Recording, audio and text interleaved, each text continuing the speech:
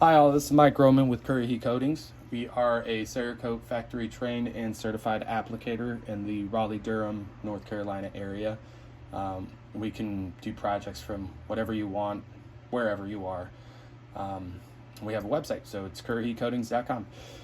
Here to do a quick breakdown on how to mount a STREAMLIGHT pressure pad plate onto the awesome TLR VIR II weapons light. This was and is designed for a pistol to mount on the bottom rail, and it has basically this piece, right? So this is your option, and I hate it. I hate it because it's so finicky, and you start ADing things in it. It's just no fun. So I decided to do some modifications because I love these. I have, I think, 5 of them now, outside of some full power PEC 15s, full power PEC 3s, Hurst 3s, and many others that I've tried over the years. I love this dang thing. I have a range that goes out about 200 yards, and then I also have, you can see right there. And then I also have a bunch of woods behind it that allow me to do a lot of training, plate carriers, nods, weapons lights, photonic barriers, all the good stuff.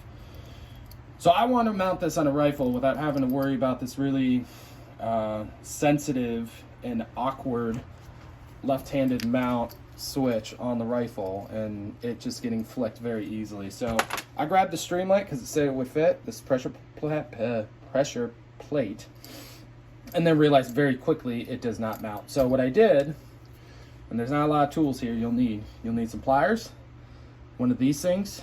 You're going to cut it off right at the circle right here, discard this piece, keep that, and then you're going to need a Dremel, and there's a lip right up here.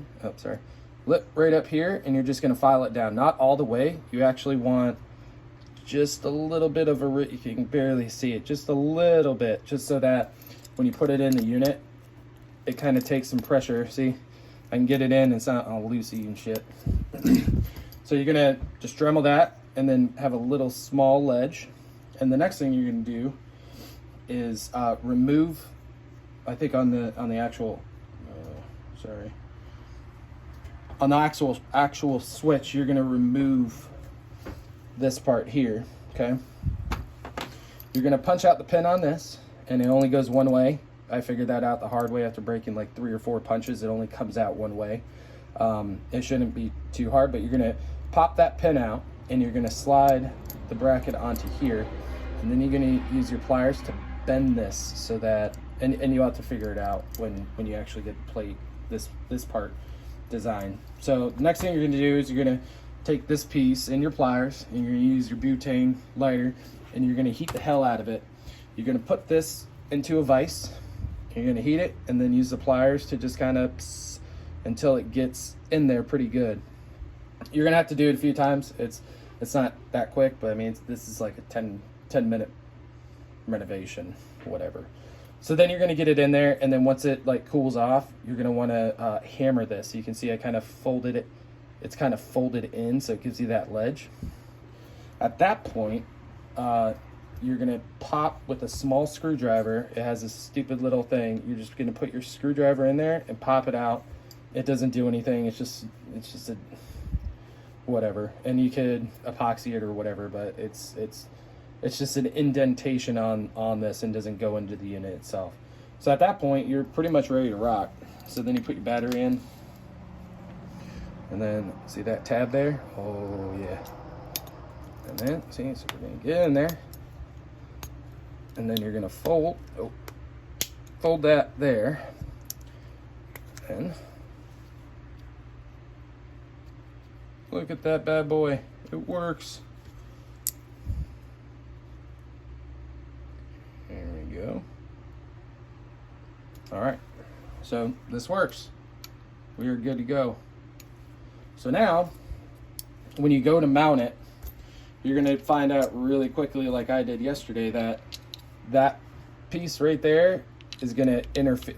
This rail's not gonna work, but if you have something like this, look, you see, I'm not gonna be able to get it on because of that plate.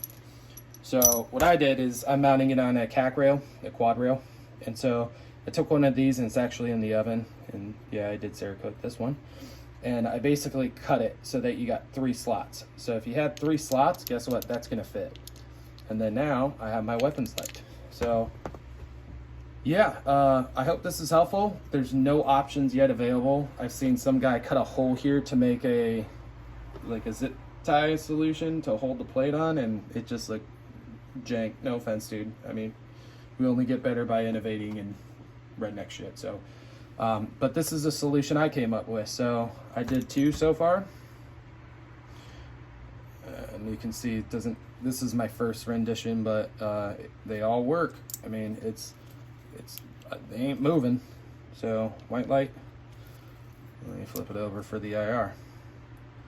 There you have it. So awesome device. Just know you're gonna have to get like a riser or have a 3-piece section so it doesn't impact on the back. Then you run your pressure plate or pressure pad, and you can rifle mount this, and it doesn't have to be retarded, and you know, this thing off to the side just easily getting rotated, and having ADs with white light or IR laser illuminator.